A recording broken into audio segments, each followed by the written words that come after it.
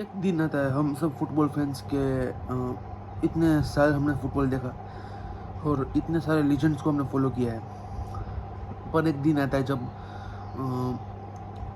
We feel sad. Why? Because they are leaving. As a Barcelona fan, Iniesta गया, Xavi गया, Puyol गया, Messi गया, Suarez गया, Neymar गया, बुस्केट्स गया, अल्बा गया। This were sad days. जब बुस्केट्स और अल्बा गए थे तब we won La Liga, but it was not feeling like we won. उस सीज़न हमने जीते थी ला लीगा, बट हमको वैसे फीलिंग नहीं आ रही थी जैसी इस सीज़न आ रही है, तो जैसे पहले आती थी। पर ऐसे ही आज एक राइवल टीम के लीजेंड लुका मॉड्रिच अपने करियर का अंत करते हैं रियल मैड्रिड में। He is going, and although we are rivals, but we are more than rivals. It is not about rivalry. Or Luka Modric was a one player that I always respected in Real Madrid the most.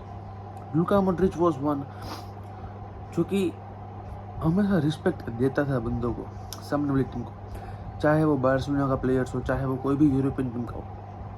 It was there. बाकी के Real Madrid players were some type of egoistic players, और अभी भी है।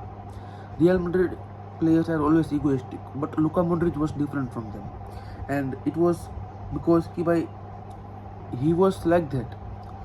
Luka Modric ने 6 champions league जीती है, 5 super cup जीते हैं, बहुत सारी ला लीगा जीती है,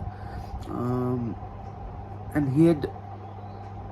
ही was doing wonders at all. और 6 चैंपियंस लीग जीतना, that is something unbelievable. World cup के फाइनल तक he is one of the greatest midfielders of all time, one of the greatest. Iniesta, Xavi के साथ वो उसका नाम आने ही वाला है कुछ दिनों में, कुछ सालों में उसका नाम आएगा, because he is a type of midfielder जो कि आपको मॉडर्न डे फुटबॉल में नहीं मिल सकता। He always control the tempo, he always compose the game, he always use to dominate from the midfield. Starting of the career में number 10 की तरह खेलता था, फिर डीप में ऐसे प्ले बिल्ड करता था। बहुत सारे प्रोफाइल्स के साथ वो खेला है, बहुत प्रोफाइल्स में वो खुद खेला है, and he has done wonders there. Real Madrid की हिस्ट्री में I think he is one of the best midfielders with Toni Kroos, Zidane, Ozil, we can say many players like that. तो but ये सभी के नाम पे मैं एक ऐसा नाम रखना चाहूँगा लुका मॉड्रिच का और टोनी क्रूज का भी, क्योंकि भाई उन्होंने ट्रॉफीज बहुत ज़्यादा जीती है। ज़िनेडिन ज़िडान से ज़्यादा ट्रॉफी जीती है, ओजिल से ज़्यादा ट्रॉफी जीती है, बहुत सारे लोगों से ज़्यादा ट्रॉफी जीती है, और उन्होंने इतनी सारी हिस्ट्री का एक अपने अंदर समा लिया है। उसने रियल मैड्रिड के बहुत सारे एरास, डिफरेंट एरास के साथ लुका मॉड्रिच और टोनी क्रूज खेले हैं, रोनाल्डो के साथ खेले हैं, फिर बेंजिमा के एरा में भी खेले हैं, फिर विनीसियस जूनियर के एरा में भी खेले हैं। और टोनी क्रूज एम्बापे के साथ नहीं खेल पाए, बट मॉड्रिच ने तो एम्बापे के साथ भी खेल लिया। तो I think Luka Modric was a lucky player, I would say, कि भाई उसने इतने सारे एराज को विटनेस किया है, इतने सारे एराज के साथ खेला है, और अब वो जहाँ भी जाएगा, मुझे नहीं पता वो जाएगा, रिटायर करेगा।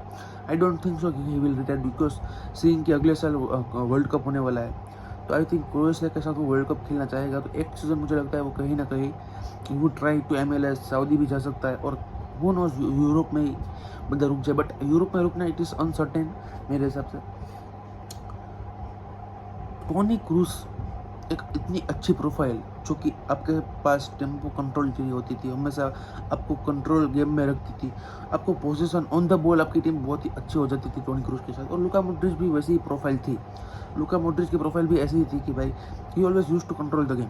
जब भी वो आता था बार्सिलोना के सामने, he always use to control the game, not at very high level, क्योंकि भाई हमारे पास प्राइम में प्लेयर्स है, फ्रैंकी डियोंग है, पेड्री इज जस्ट अनबिलीवेबल। तो हमारे पास यंग प्लेयर्स है, they are very good in controlling the game, और वहाँ पे भी Luka Modric use to do something, तो इट इज़ समथिंग गुड, क्योंकि भाई वो जिस साल का है 38-39 का, it is unbelievable. But last season जब टोनी क्रूज गया, एवरीवन वाज लाइक कि कोई बात नहीं, चलो टोनी क्रूज चला गया। अब इस सीजन लुका मॉड्रिच भी चला गया है। आपको उस बंदे की कीमत तब तक पता नहीं चलती जब तक वो आपको छोड़ कर ना चला गया, और ऐसा टोनी क्रूज के साथ एक विटनेस कर लिया है रियल मैड्रिड फैंस ने। सब टोनी क्रूज को कहते थे कि भाई हाँ वो खेल लेगा, ये कर लेगा, वो कर लेगा, पर जब तक वो नहीं गया Nobody considered him as a world class player. सबको लगता था कि भाई हाँ अच्छा मिडफील्डर है, ये अच्छा अच्छा. But the moment he left everyone was in tears. और मॉड्रिच के साथ भी ऐसा ही है. तो आई थिंक एक प्लेयर की कीमत करना आपको आना चाहिए. क्योंकि भाई as a Madrid fan I am not telling कि भाई आप नहीं करते हो, आप प्लेयर को अच्छे से नहीं रिस्पेक्ट देते हो, ऐसी बात नहीं है. आप you always respect them, but आपको प्लेयर को रिस्पेक्ट देना चाहिए जब वो होता है, जब आपके पास वो स्टेडियम में खेलता है, जब वो आपके जर्सी में खेलता है. अब उसके बाद जब वो चला जाता है तब आप उसको रिस्पेक्ट देते हो, वो कोई काम की नहीं है मेरे हिसाब से. That's your choice. तो लुका मॉड्रिच एक इतनी बड़ी प्रोफाइल और टोनी क्रूज एक इतनी बड़ी प्रोफाइल, 2 सीजन में 2 इतने बड़े बड़े नाम मिडफील्ड से चले जाना, मतलब कि you need to have very good signing in midfield. Midfield area में आपको एक अच्छी साइनिंग करनी जरूरी है, उसके अलावा कोई दो राय नहीं है. And there are many profiles उसकी तरह की. एलेक्सिस मैकालिस्टर की है, एंजो फर्नांडिस की है, स्टीलर की है. There are many profiles. Croatian अगर चाहिए तो लेवरो मैयर है. There are many profiles. And Vitinha भी है. अगर आपको you have to go with cheque book तो everything is possible. But I think this midfield right now, Bellingham, Valverde, Camavinga, Ceballos, Tchouameni और 2-3 प्लेयर होंगे. It's not good at all on the ball. On the ball ये players अच्छे नहीं है. ये players of the ball अच्छे हैं. Bellingham physicality आपको देता है. On the ball he can play well but not very good. He is not your tempo controller. Jude Bellingham is not your tempo controller. Not चुआमनी, not Valverde. Ceballos कहीं ना कहीं करता है. आर्डा को अगर आप ला लेते हो मिडफील्ड में, अगर आप मिडफील्डर गिन लेते हो, but you need a tempo controller like Mac Allister. आप एंजो फर्नांडिस को ला सकते हो, आप विटिनिया को ला सकते हो. That could be a very good signing for you. और ला लीगा में आप ला सकते हो किसी भी प्लेयर को. ब्राइस मेंडिस को ला सकते हो. You can bring a good midfielder from La Liga as well. Premier League से भी आप ला सकते हो और बुंडेस लीगा से भी आप ला सकते हो. अगर यू वांट किमिच को ला सकते हो, जोशुआ किमिच को. तो I think a good player is needed in the midfield position. अगर आपने डिफेंडर को साइन कर दिया, आपने राइट बैक साइन कर दिया, आपने सेंटर बैक साइन कर दिया, आपने लेफ्ट बैक साइन कर दिया, but you need a central midfielder at a number 8 is needed. A number 6 तो आपके पास है चुआमनी, but number 8 is needed I think. तो टिजेनी राइंडर्स भी है, क्योंकि उसके साथ मैनचेस्टर सिटी बहुत ही स्ट्रांगली लिंक है. टिजेनी राइंडर्स. आप बास्टोनी को ला सकते हो, सॉरी बास्टोनी नहीं, आप बरीला को ला सकते हो. तो there are many options if you find it. और अगर आप इस सीजन मिडफील्डर को नहीं लाते हो then you will, I am not saying कि भाई you will be having a bad season.